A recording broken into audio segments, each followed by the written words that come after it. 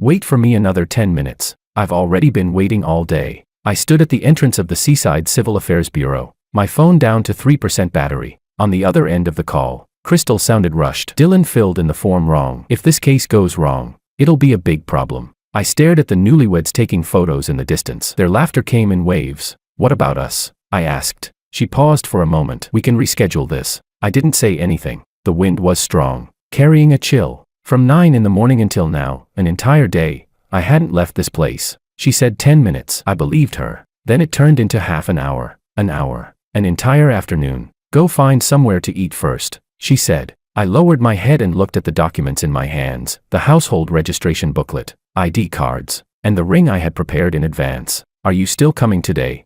There was a 2-second silence on the other end. I'll try. I let out a small laugh. The first time I heard "I'll try," I made excuses for her. The second time, I started to doubt. And this was the third. Suddenly, I understood something. In her life, I had never been the most important one. Chapter 01. I had been with Crystal for 3 years. She was a practicing lawyer at a well-known law firm in City A, fast-paced, decisive, and always straightforward. I was a project lead at a design company, earning well and with relatively flexible hours. A lot of people said we complemented each other. She charged forward. I smoothed out life behind her. I believed that too, until the day we went to register our marriage for the first time. She picked the date. She said Wednesdays were less crowded, the process would be faster, and it wouldn't interfere with work. I took the day off in advance, put on a shirt, and even got a haircut. The person in the mirror looked clean and sharp, like someone about to start a new life. Her tone over the phone was calm. You go ahead first. I need to handle something here. I'll be there soon. I didn't think much of it.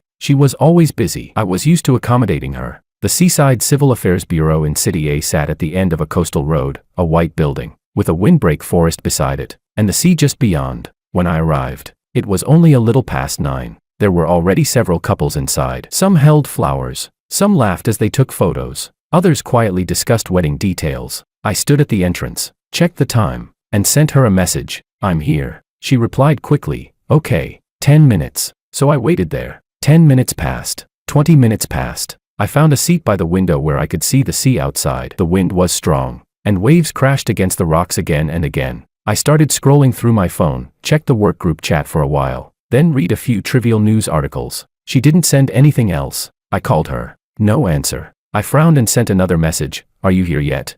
This time, she took a long while to reply. Wait a bit. Dylan filled the form wrong. I need to go back and fix it. I stared at that line for a few seconds. Dylan, the male intern she was mentoring. He had just graduated not long ago. A bit soft in personality, always slightly ingratiating when he spoke, and often messed things up at work. I had seen him twice. Once at the law firm, he stood behind Crystal, holding a stack of files, so nervous he could barely speak properly. The other time, we had dinner together. He kept putting food on Crystal's plate, saying things like, "Thank you, Lawyer Crystal, for guiding me," but his eyes kept drifting toward her. Back then, I just thought he was overly dependent. I didn't think much of it. Now, his name caught in my throat, leaving a faint discomfort. I replied, "How long?"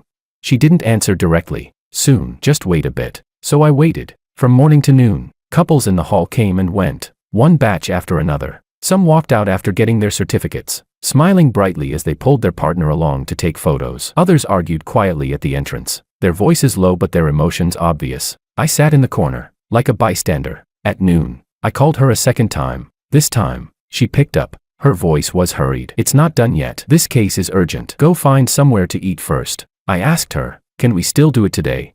She paused, then said, "I'll try." I almost wanted to laugh at those words. "I'll try," I said. "All right." After hanging up, I went out and casually bought a piece of bread, eating it by the sea. The wind was strong. The bread was dry. It got stuck a little as I swallowed. 2 in the afternoon. 3, 4. The sun began to sink, and the light over the sea slowly dimmed. I sent another message. "Where are you now?"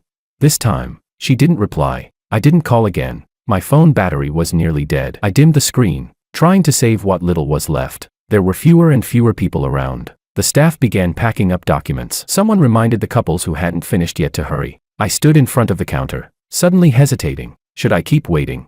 Maybe she would arrive the next second. Maybe she was already on the way. Maybe. My mind kept making excuses for her. She really was busy with work. She was responsible. She was mentoring an intern. If something went wrong, she had to take responsibility. I had been saying these things for 3 years, saying them so often that I was starting to believe them myself. Chapter 02, 5:30. The hall was basically empty. I was the only one left standing there. One of the staff members glanced at me, her tone tinged with sympathy. They probably won't make it today. You can come back another day. I nodded and said thank you. When I walked out of the Civil Affairs Bureau, it was already getting dark. There were still a few couples by the sea taking photos. Some held flowers. Some leaned against each other, smiling. I walked past them. No one looked at me, but I knew it myself. I looked like a joke. I stood by the sea, watching the last trace of sunset disappear. My phone finally died. At that moment, I felt strangely calm. No anger, no grievance. Just a vague sense that something wasn't right, but I couldn't quite put it into words.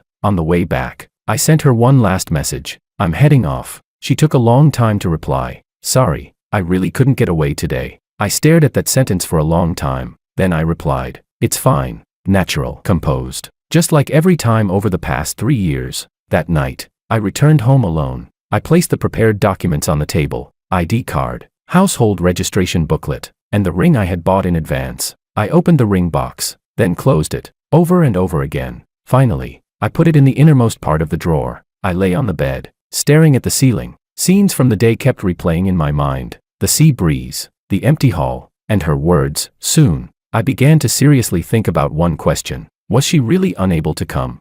Or did she simply not put this matter first? The moment that thought surfaced, I immediately tried to suppress it. I told myself not to overthink. She had always been like this. Work came first. Everything else came after. That was exactly why I once found her reliable. But now, I suddenly wasn't so sure anymore. That night, I barely slept. It felt like something inside me had cracked open. A very fine fracture. It didn't hurt, but it was always there. After the first failed attempt to register our marriage, Crystal only said one thing. I really couldn't make time that day. She didn't explain further, nor did she mention making it up to me. I nodded and moved the conversation along, as if it had just been an ordinary last-minute change. In the following days, we continued as usual, meeting up, eating together. She would talk on the phone about her cases, about how Dylan messed up the documents again, about how tricky the opposing lawyer was. I listened, responding occasionally. As for that day, she never brought it up again, and neither did I. But that crack never disappeared. The second time we tried to register, it was her idea. This weekend, I've already cleared my schedule. When she said it, her tone was firm, like she was confirming a task already arranged. I looked at her and asked, nothing unexpected will come up this time, right? She frowned, slightly impatient. No, I've already arranged everything. I nodded. This time, I didn't go alone. I told my parents and invited a few close friends. Not for show, just to settle this once and for all. 3 years. It was time for a result. That day, I arrived early at the Civil Affairs Bureau. Not the seaside one, the one in the city. The hall was larger, and there were more people. I checked the entire process in advance, confirmed all the documents, and even took a queue number for her. Relatives and friends gradually arrived. My mom pulled me aside to talk, unable to hide the joy on her face. This time, nothing should go wrong. Her tone was light, but I could hear the probing underneath. I smiled and said, it won't. The moment I said it, I paused slightly myself. Time moved forward bit by bit. 10:30, that was our agreed time. She still hadn't arrived. I sent her a message, where are you? No reply. I called her. After a few rings, it was hung up. Standing in the crowd, I felt a tightening in my chest. A friend came over and patted my shoulder. Don't stress, traffic happens. I nodded. I didn't want anything to seem off in front of them. 10:40, she finally called back. I picked up immediately. Where are you? It was noisy on her end, like she was in the office. Something came up here. My grip on the phone tightened. What happened? She lowered her voice. Dylan got stuck on something. The opposing lawyer is deliberately making things difficult. I need to go back and handle it. I didn't speak for a moment. She continued. Just wait a bit. It'll be quick. How long? I asked. She paused, not giving a clear answer. Not too long. Those words made my chest feel heavy. I glanced around the hall. Everyone was waiting for us. My mom stood to the side, her eyes fixed on the entrance. I lowered my voice. Can we still do it today? She sounded a bit hurried. Yes, don't worry. I didn't say anything more. The call ended. I stood there, my phone still pressed to my ear. Suddenly, all the surrounding sounds became sharp and clear. People laughing, people discussing the process, numbers being called. None of it had anything to do with me. Slowly, I lowered my phone. A friend walked over and asked, is she almost here? I nodded. Something came up. She'll be a bit late. When I said that, I made my tone as natural as possible, as if it were something trivial. Chapter 03. Time kept moving forward. 11 o'clock. 11:20. Our number had already been called. A staff member came over to remind me. Are you still going through with it? You'll need to take a new number. I said. I'll wait a bit longer. He looked at me, then didn't say anything else. Relatives started whispering among themselves. I could catch fragments. Why isn't she here yet? Wasn't there a set time? Did something happen? I didn't want to listen, but the words slipped into my ears anyway. My mom walked over and asked quietly, when exactly is she arriving? My throat tightened a little. She's on the way. She stared at me for 2 seconds and didn't press further, but her expression had already changed. 11:30. The phone rang again. I picked up almost immediately. Are you done? There was a brief silence on her end. Not yet. The other side is being very aggressive. I can't leave right now. It felt like something struck inside my head. You mean, you're still at the firm? Yes. I glanced around the hall. Everyone was there. Everyone except her. How long will it take? I asked. She didn't answer that. Instead, she said, just explain it to them first. The moment those words landed, I felt hollow. Explain. How was I supposed to explain this? I didn't ask anything more. I only said, all right. Then I hung up. Standing there, I suddenly felt cold. Even though we were indoors, the air conditioning normal, there was a chill creeping up my back. A friend walked over. What's going on? I looked at him, wanting to say something, but the words stopped at my lips and were swallowed back. She's dealing with something. She'll be a bit late. I repeated it. This time, even I felt how empty those words sounded. Someone in the crowd laughed. Not loudly, but I heard it clearly. Looks like the bride isn't coming. Another voice followed. Isn't this the second time already? I didn't know if they were saying it on purpose for me to hear, but at that moment, my face felt hot. Not from embarrassment, more like being exposed. Placed under a spotlight with nowhere to hide. My mom's expression completely darkened. She walked up to me, her voice low. Is she coming or not?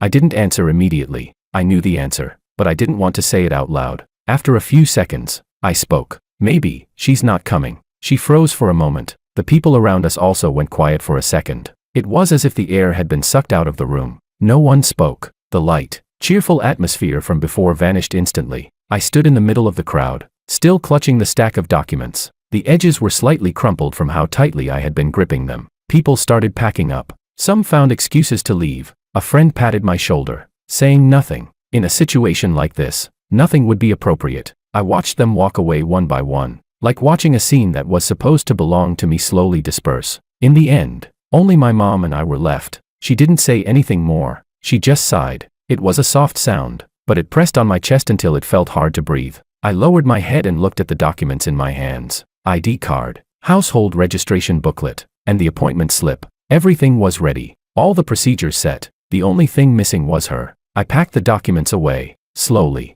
as if I were trying to delay something, but I knew very clearly. This time, it wasn't a matter of time. When I walked out of the Civil Affairs Bureau, the sunlight was bright. I squinted. My phone vibrated in my pocket. I didn't take it out immediately. I already knew who it was, and I could guess what it said. I stood at the entrance, not moving. The scenes from just now replayed in my mind. Those looks, those whispered comments, and her words, just explain it to them. Suddenly, I understood something. In her world, there were things that had to be handled first, and I had never been at the top of that list. Finally, I took out my phone. The screen lit up. She had sent one message. Sorry, it's more complicated than I expected here. I stared at that line for a few seconds. I didn't reply immediately. My finger hovered over the screen, but I couldn't press down. Chapter 04. I didn't reply to that sorry. The phone rested in my palm for a moment before I turned off the screen and slipped it back into my pocket. The crowd had mostly dispersed. At the entrance of the Civil Affairs Bureau, only a few scattered couples remained,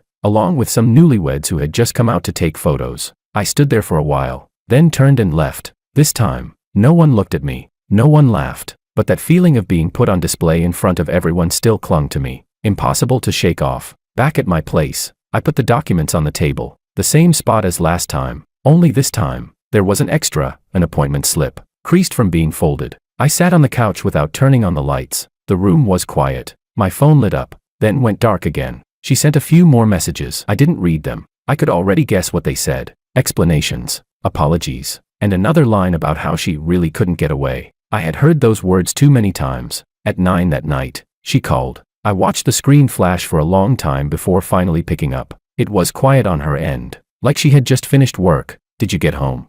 Yeah, I answered. She paused, then said, things got a bit complicated today. The other side changed their strategy last minute. Dylan couldn't handle it. so I had to stay. She spoke in a professional, composed tone, like she was reviewing a case. I leaned back on the couch, listening, not interrupting. She continued, I know today wasn't ideal, but if this case goes wrong, it'll affect everything down the line. I looked at the documents on the table and suddenly asked, what about us?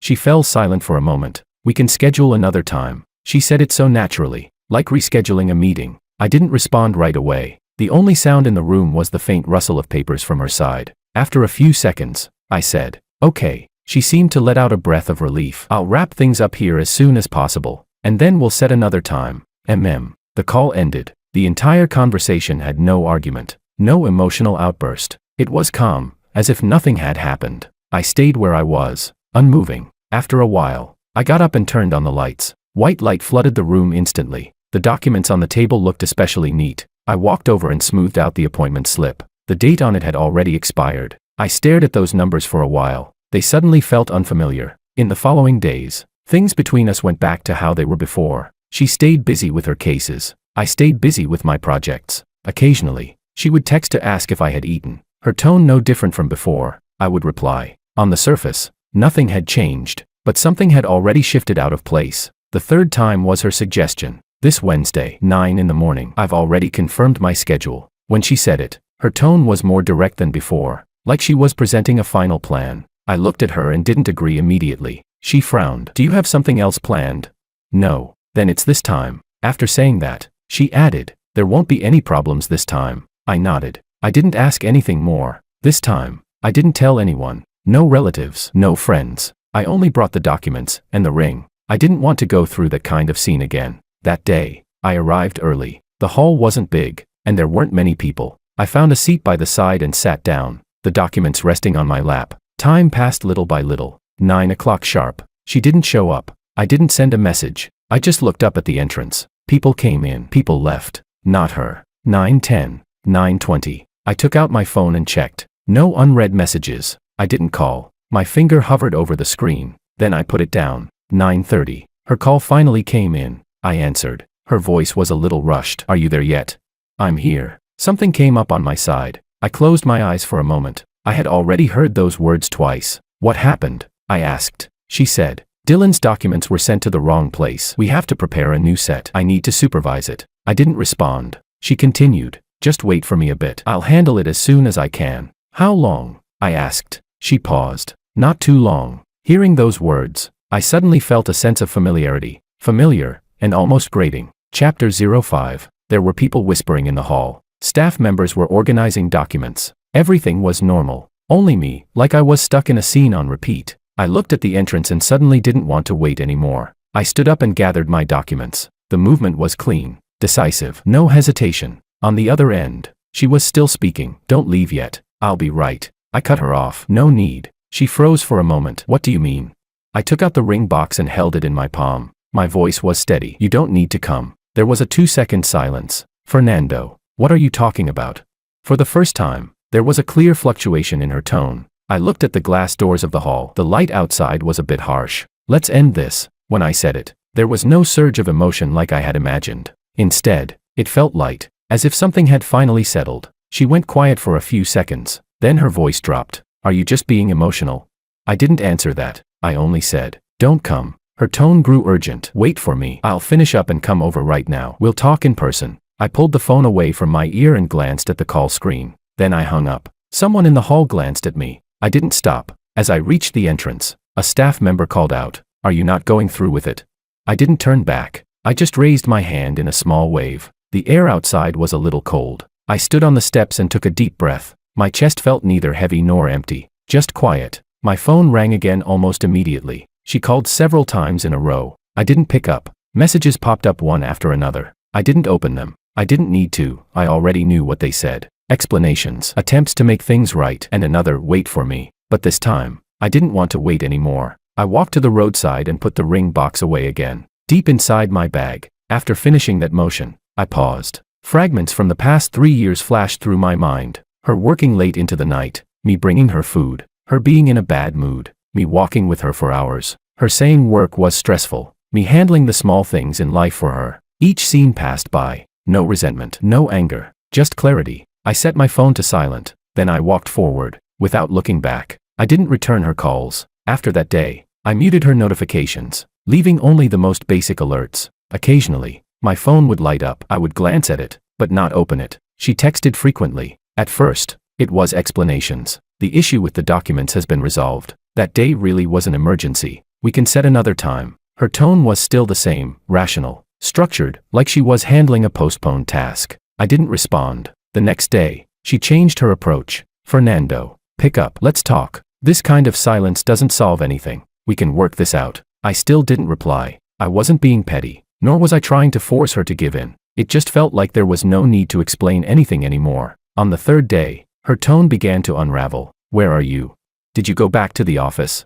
I went to your place. You're not there. She even sent a photo of the entrance to my place. The door was closed. I glanced at it, then turned off the screen. I had already started preparing to leave. The resignation process wasn't complicated. I had been at the company for several years, delivered solid projects. My manager tried to persuade me to stay. Is it because of work pressure? We can adjust things. I shook my head. Personal reasons. He looked at me, as if wanting to say more, but in the end just nodded. Let me know if you need anything. I acknowledged him. The whole process went smoothly. No one asked too many questions. On the day I packed up, I moved quickly. Documents on the desk were sorted into categories. Personal belongings went into boxes. A colleague helped me on the side. Someone asked, moving to another city?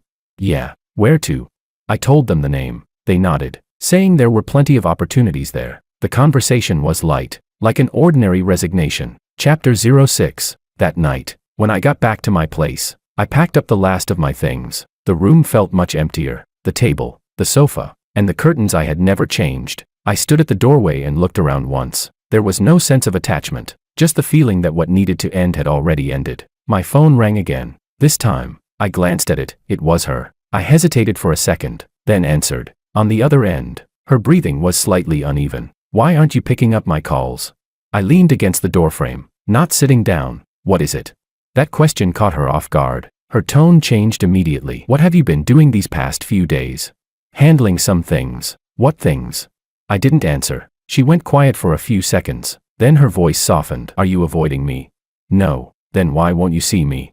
I looked at the suitcase on the floor and said calmly, there's no need. The moment those words came out, her side fell silent. When she spoke again, her voice was much softer. Fernando, let's talk. I didn't agree, and I didn't refuse. She continued, about that day, I can explain everything. You already did. I cut her off. Not on that level, she said, a hint of urgency in her voice. It's not that I don't value you. It's just that at the time, the situation. I didn't let her finish. Crystal, I rarely called her by her name like that. She stopped. You don't need to say anything more. On the other end, there was a faint sound of her breathing. It seemed like she wanted to speak, but couldn't. I spoke slowly. This has already happened 3 times. Not once. Not an accident. She didn't argue. Just silence. I continued. You have your choices, and I have mine. After those words, she finally spoke. Are you breaking up with me? I didn't answer directly, but the silence itself said everything. Her side suddenly grew anxious. Don't do this. We can adjust. I can rearrange my work. This won't happen again. She spoke quickly, like she was trying to hold on to something slipping away. I listened without interrupting. When she finished, I finally spoke. You've said that before. She froze. I didn't continue. There was a soft intake of breath on her end, like she was trying to steady her emotions. For the first time, she didn't respond immediately. After a few seconds, she asked, then what do you want?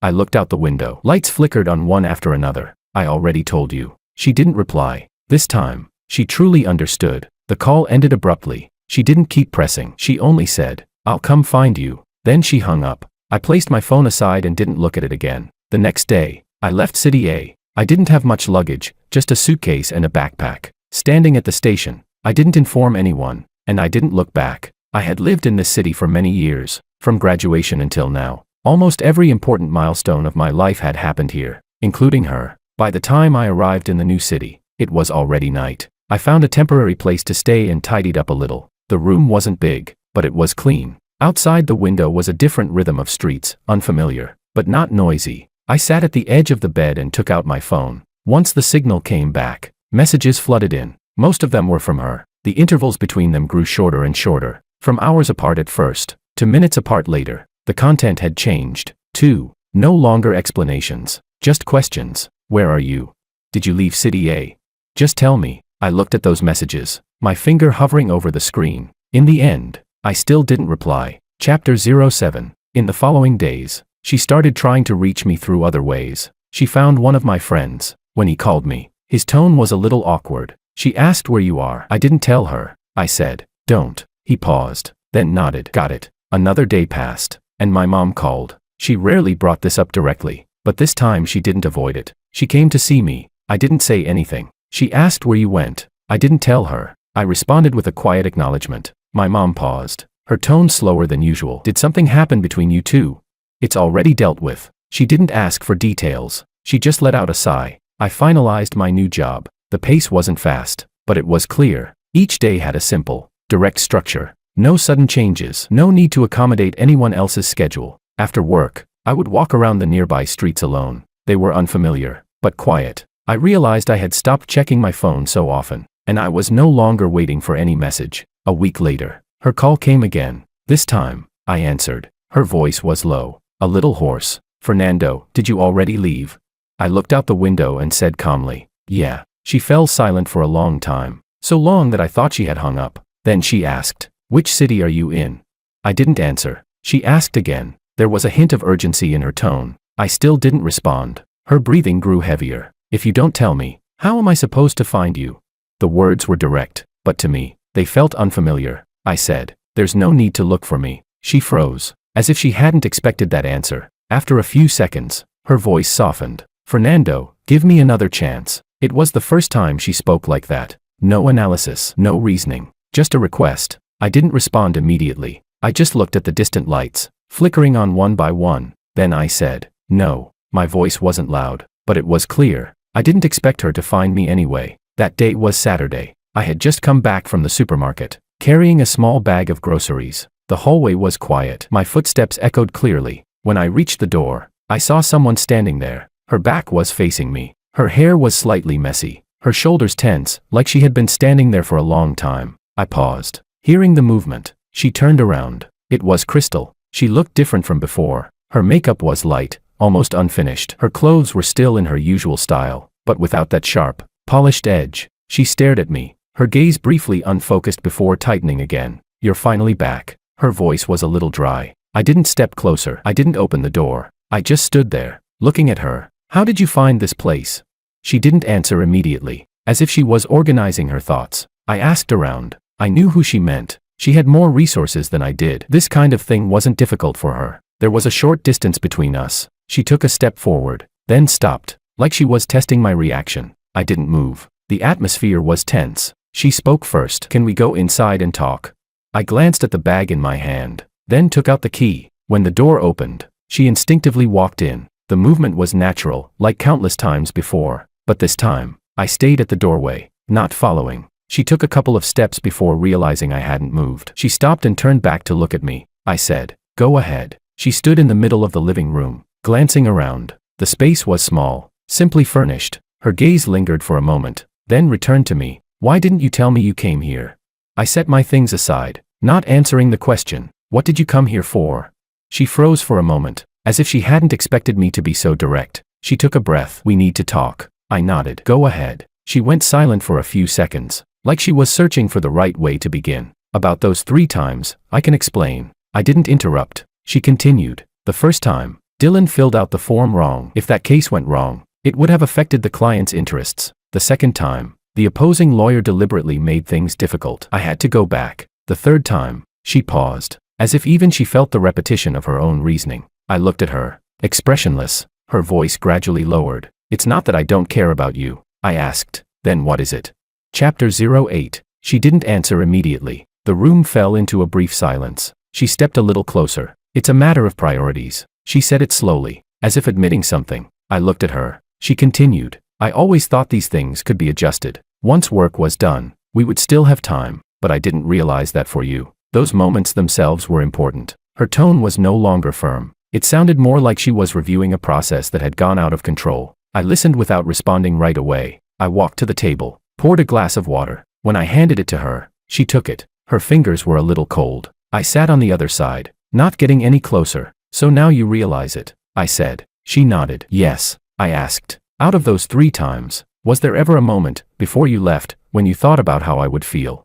Her fingers tightened slightly. The water in the glass rippled. She didn't speak. She couldn't answer that question. I didn't press further. I just continued. Every time. You said soon. Every time. You made me wait. And in the end, it was always me who had to wrap things up. My tone wasn't heavy, but every word was clear. She lowered her head, not interrupting. She set the glass down, then looked up at me. Her eyes were slightly red, but she didn't cry. I've already rearranged my work. There was a hint of urgency in her voice. I've handed Dylan over to someone else. I won't personally handle his matters anymore. This won't happen again. She said it all in one breath, like presenting a solution. I listened, then nodded, and then.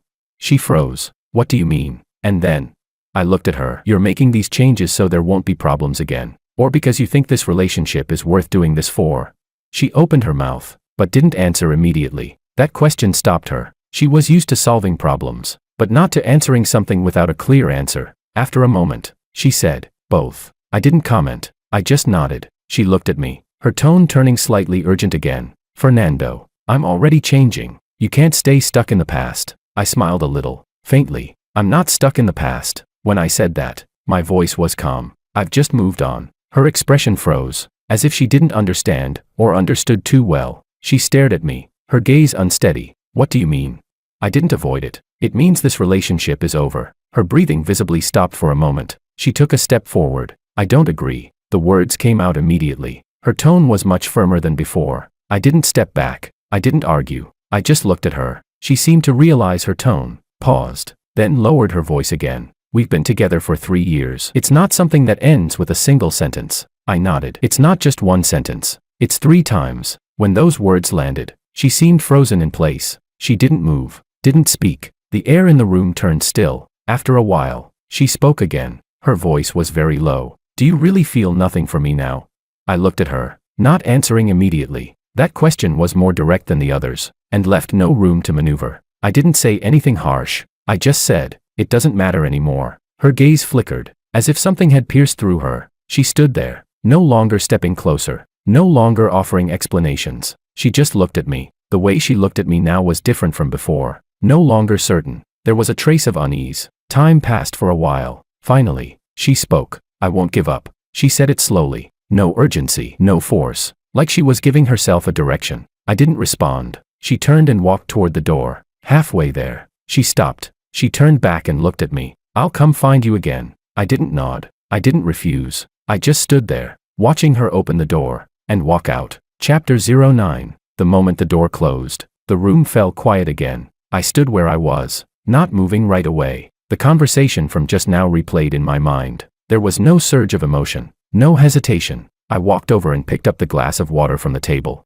She had only drunk half. A little remained. I poured it out and rinsed the glass clean. The motion felt natural, like handling something ordinary. A faint sound of running water echoed in the kitchen. Light filtered in from outside, falling across the floor. I took out the ingredients and started cooking. The rhythm of the knife against the cutting board was steady. No interruptions. No one to wait for. After Crystal left, she didn't show up again immediately. True to her word, she didn't disturb me frequently. Occasionally, there would be 1 or 2 messages, short and simple. Have you been okay lately? Do you have time to talk?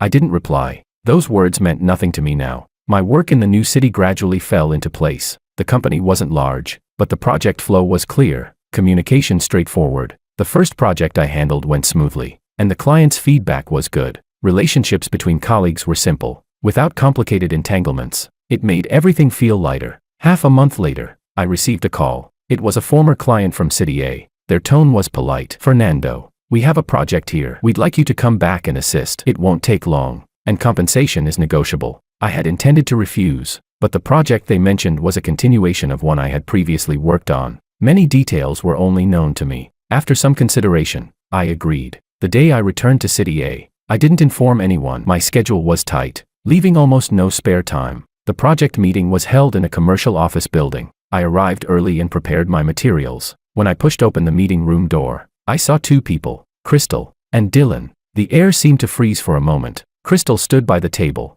holding a file. When she saw me, she clearly froze. Dylan sat to the side. His gaze landed on me briefly, then quickly shifted away. His reaction was faster than hers, almost as if he had expected this. Why are you here? Crystal spoke first. There was a trace of emotion in her tone she couldn't fully hide. I placed my documents on the table, my voice neutral. The project requires it. She nodded and didn't ask further. The meeting began quickly. Throughout, Dylan was serious, more composed than before, speaking with clearer structure, but I noticed, when he looked at me, there was always a hint of tension in his eyes, as if he were guarding against something. After the meeting, people gradually left. I packed up my materials, ready to go. Crystal walked over. "When did you get back?" "Today," she nodded, then asked, "How long are you staying?"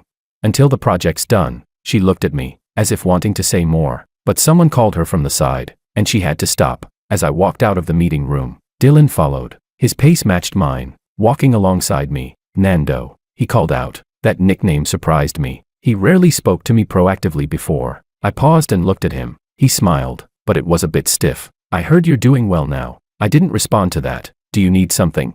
He hesitated. "No, just saying hi." I nodded and was about to leave. He added, "Hope to learn from you in the future." He said it lightly, but I caught something else beneath it. Over the next 2 days, I focused on the project. Everything progressed smoothly, without issues, until the third day. A rumor suddenly spread within the company. Someone had reported that I accepted improper benefits during the project. The news spread quickly and concentratedly. The person in charge called me in directly. In the meeting room, the atmosphere wasn't tense, but serious. "Someone reported that you accepted something you shouldn't have at a critical stage." His tone was calm. I sat across from him, not rushing to defend myself. "Which part specifically?" He pushed a set of documents toward me, several communication records, and a transfer screenshot. The timing was precise, right at a key stage of the project. The amount wasn't large, but enough to raise suspicion. I finished reading and looked up. "Who provided these materials?" He didn't give a name. "Still under verification." I nodded. "All right, I'll cooperate." After leaving the meeting room, I didn't immediately confront anyone. Instead, I returned to my desk and reviewed every related process again. Every timeline, every handover. I pulled up each record on my computer. The more I reviewed, the clearer it became. The problem wasn't on my end, but these materials had clearly been pieced together deliberately. Chapter 10. I started thinking back on the people I had interacted with recently. The list wasn't long, and the number of people who could access those details was even smaller. Dylan's name surfaced naturally, not intuition. Details. He had been involved in several key steps, and he had access to the original materials. I didn't act immediately. Instead, I organized all the information I had. Then, I went to find him. He was in a meeting room, sorting through documents. When he saw me walk in, he visibly froze for a moment. "Nando, what's up?" I closed the door. "Let's talk." He nodded, but his movements slowed slightly. I didn't bring up the report directly. I asked casually, "Busy with the project lately?" He smiled. "It's all right." I nodded. "Those documents from before, you were the one who organized them." His eyes flickered. "Yeah. Do you have backups?" "Yes," he answered quickly. I looked at him, saying nothing. The room fell silent for a moment. He grew a bit uneasy, lowering his head to sort the papers again. His fingers became slightly disordered. I spoke. "That transfer record, have you seen it?" His hands stopped. He looked up at me. His expression changed noticeably. "What transfer?" I didn't explain. I just looked at him. His throat moved slightly. "I'm not sure what you're talking about." His tone was firmer than before. I nodded. Didn't press further. "All right, then forget it." I turned to leave. Just as I reached the door, he suddenly spoke. "Nando." I stopped. Didn't turn around. His voice was low. "Some things aren't as simple as you think." I turned back and glanced at him. He stood there, his face a little pale, but his gaze was steady. I didn't respond. I opened the door and walked out. After that, I began reconstructing the evidence in reverse, not to prove my innocence, but to uncover how the other party had done it. The origin of every document, every inconsistency in timing. I matched each detail one by one. Very quickly, a complete chain emerged. That transfer screenshot had been fabricated, but the person who made it had referenced real timestamps, which meant they had access to the original records. I printed out everything I had compiled, a thick stack, then submitted it to the project lead. "This is my explanation." My tone was calm. He flipped through the documents for a while, his brow slowly furrowing. "How did you piece all of this together?" he asked. "The original records are all there." I gestured toward the documents. "Just cross-check them." He nodded, not saying anything further, but I could tell he had already formed a judgment. That night, the company held an emergency internal meeting. Everyone involved was present. I sat to one side, not speaking. The documents lay on the table in front of me, waiting for things to unfold. Chapter 11. The lights in the meeting room were bright. Both sides of the table were filled: project lead, legal, finance, and everyone involved in key parts of the process. I sat off to the side, the stack of compiled materials in front of me. No one spoke. The atmosphere was heavy. The project lead spoke first. "We've called everyone here today because an issue has come up in the project." His tone was steady, but every word was clear. "Regarding the report that Fernando accepted improper benefits, we've conducted a preliminary investigation." As he spoke, his gaze swept across the room. Finally, it landed on Dylan and lingered for a moment. Dylan sat across from me, his back straight. His hands rested on the table, knuckles slightly pale. He didn't look at me. He didn't look at the project lead either. His eyes were fixed on a single point on the table. The project lead pushed a set of documents to the center. "These are the materials provided by the reporting party. Transfer records, message screenshots, and several communication logs." He paused, but after verifying them against the original data, there are clear inconsistencies. There was a faint rustling in the room. People lowered their heads to review the documents. I didn't move. I had already seen all of it. The project lead continued. "We compared back-end records with the actual workflow and found discrepancies in the timestamps. Some of the screenshots have been altered and don't match the original data." At this point, he took out another stack. "This is the analysis provided by Fernando." The documents were distributed. The sound of pages turning filled the room. Some people began whispering quietly. The atmosphere began to shift. I looked up at Dylan. He finally lifted his head. His face was even paler than before, but he was still holding himself together, not speaking. The project lead looked at him, still calm. "These materials show clear signs of fabrication in the report, and the person who provided them is very familiar with the internal workflow." At this point, there was no need to name anyone. Everyone's gaze slowly converged in one direction. Dylan's breathing became audible. He opened his mouth, as if to speak, but no sound came out. The legal representative spoke. "We've conducted a preliminary check on the relevant devices. Some of the files were generated on the same terminal and then edited." His tone was cold, completely emotionless. The project lead nodded. "That terminal belongs to the project team." He paused, then said, "We have records of who used it." The air tightened instantly. No one spoke. All the pieces were already connected. Only the final step remained. The project lead looked at Dylan. "Do you have anything to explain?"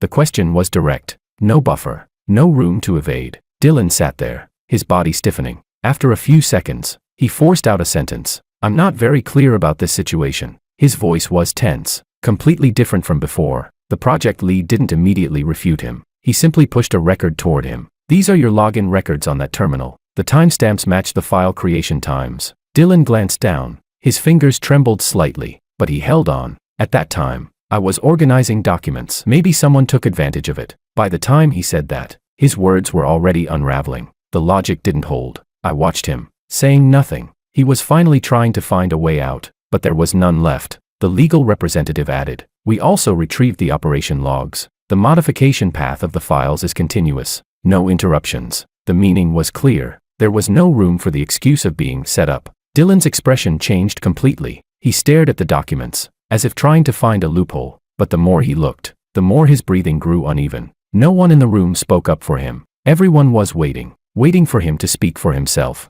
After a few seconds, he suddenly looked up. There was a hint of panic in his eyes. "This is all a misunderstanding." He spoke quickly. "I just wanted to organize things more clearly. I didn't expect it to turn into this." Chapter 12. The project lead didn't respond to that. He just kept looking at him. That silence carried more pressure than any rebuttal. Dylan began speaking faster and faster. "I didn't mean any harm. I just wanted to do a good job. Maybe something went wrong in the process." By now, his voice was starting to lose coherence. I finally spoke. "What about the transfer record?"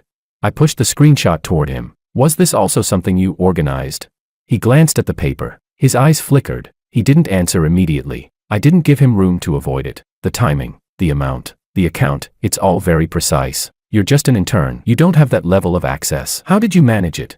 The moment those words landed, he froze. His lips moved, but no sound came out. Someone in the room let out a quiet breath. The atmosphere had already shifted. At that moment, the door opened. Crystal walked in. She seemed to have just rushed over from another meeting, still holding documents in her hand. When she saw the scene, she paused. Her gaze moved between Dylan and me. The project lead gave a brief explanation. "We're verifying the report." She nodded and stepped to the side, not interrupting. When Dylan saw her, it was like he had grabbed onto something. His eyes lit up instantly. "Lawyer Crystal, you know about this, right?"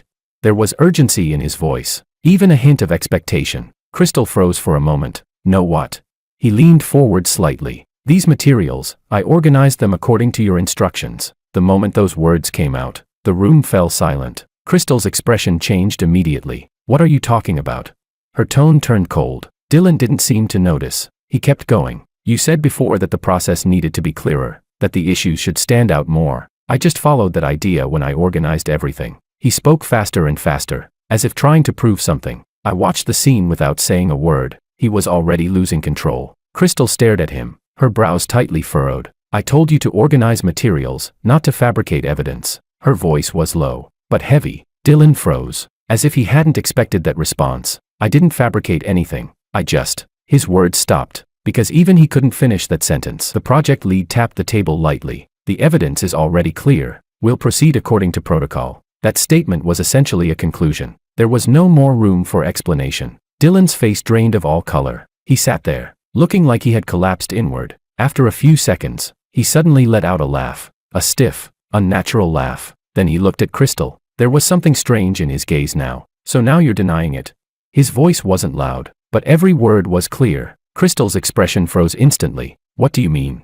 He stared at her, the hint of a smile turning cold. You always told me to learn more, do more, said you wanted me to become independent as soon as possible. Whenever I messed up, you would fix it for me, I thought. He paused, as if swallowing something heavy. I thought you were on my side. When those words fell, the air felt compressed. Crystal stood there, frozen, no reaction. In that moment, she finally understood what he had been thinking, and how everything had led to this point. Her fingers tightened slowly, the documents in her hand creased. Her face turned pale, little by little. I looked at her. She didn't look at me. Her gaze stayed on Dylan, and for the first time, there was a trace of loss of control in her eyes. The meeting ended quickly. The follow-up process was handed over to the company. When Dylan was taken away, he didn't say another word. He looked like he had lost all support. People gradually left, until only Crystal and I remained in the room. She stood there, unmoving, as if she hadn't fully come back from what just happened. After a few seconds, she spoke. Her voice was soft. You saw through it a long time ago, didn't you?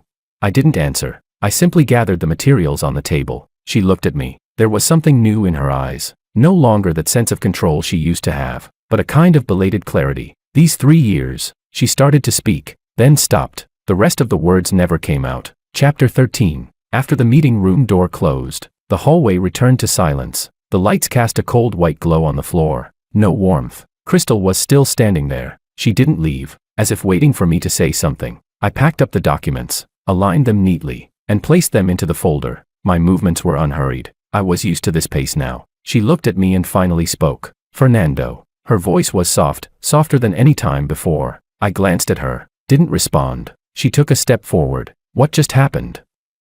I didn't expect it to turn out like this. When she said that, there was no analytical tone. It sounded more like she was stating a result she couldn't accept. I didn't comment. Words like that didn't change anything now. She seemed to realize that too, and paused. Then she said, I always thought I was handling things properly. Her voice dropped slightly. Everything, including you, including work. I looked at her. Her expression was no longer sharp. That habitual sense of control had been torn open by what just happened. What remained underneath was something unfamiliar to her. Unsteady. She continued. I thought I could balance it, but in reality, I was just pushing things back. Her throat tightened slightly as she spoke. Her voice faltered for a moment. I didn't respond. I simply closed the folder. For me, this kind of realization came too late. She watched my movements, suddenly growing anxious. Fernando, I know where the problem is. I know what I did wrong. Her words came faster, like she was holding on to one last chance. I looked at her. Her eyes were red, but she didn't cry. It's not that I don't care about you. She repeated it, even softer this time. I know,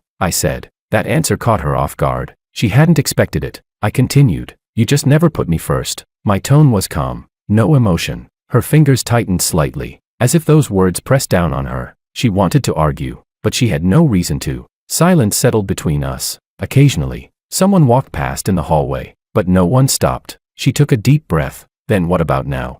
She asked. Her voice was quiet. Is there still any chance?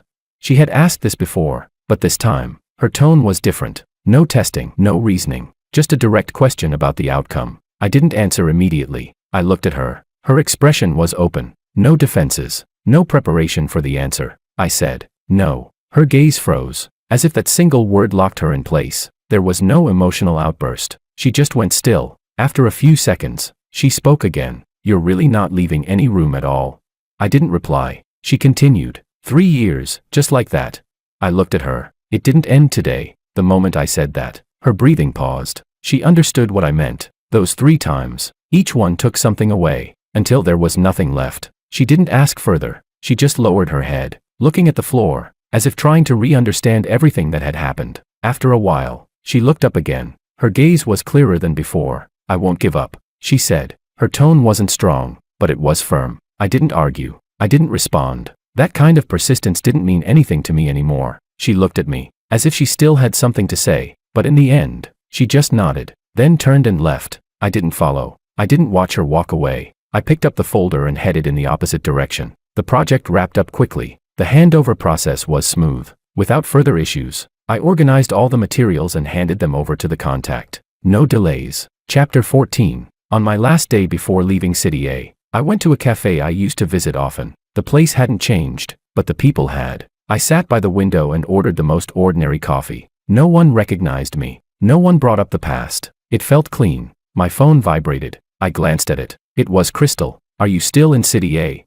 I didn't reply. A moment later, another message came. I'm at your old place. I looked at the line for a second, then turned my phone face down on the table, and didn't look at it again. In the evening, I left the cafe. The streets were crowded, lights turning on one by one. With my simple luggage in hand, I walked toward the station. When I arrived, the timing was just right. I took out my ticket and entered. Everything went smoothly. No one stopped me. No one came to see me off. Before boarding, I glanced at my phone one last time. She had sent many messages. The intervals between them were short. The last one had come just minutes ago. Where are you? I didn't reply. I simply put my phone on silent. The train doors closed. My seat was by the window. I put my luggage away and sat down. The lights outside slowly drifted backward. When the train started moving, I didn't look back. This time, there was no hesitation at all. A new city was waiting for me. A new life had already begun. Later, I met someone. She was straightforward in how she did things, direct in how she spoke. No guessing. No need for constant reassurance. Being with her felt easy. We ate together, handled small daily things together. No deliberate planning. No repeated testing. The rhythm felt natural. One day, we were talking outside a restaurant. She was explaining a small issue from work, her tone serious. I was listening. Not far away, someone stopped. I instinctively looked over. It was Crystal. She stood there, didn't come closer, didn't speak. She just watched us. She looked better than the last time I saw her. Her appearance had returned to its usual sharpness, but her eyes were different. The certainty was gone. She looked at me for a while, then glanced at the person beside me, as if confirming something. I didn't walk over. I didn't greet her. I just stayed where I was. In the end, she didn't approach. She turned and left. Her back was straight, but her steps were a little slow. The person beside me asked, "Someone you know?" I said, "An old friend." She nodded, didn't ask more. We continued our conversation, as if nothing had happened. At that moment, I understood very clearly. Some relationships, once they reach their end, never turn back. Not because they're forgotten, but because they're no longer needed.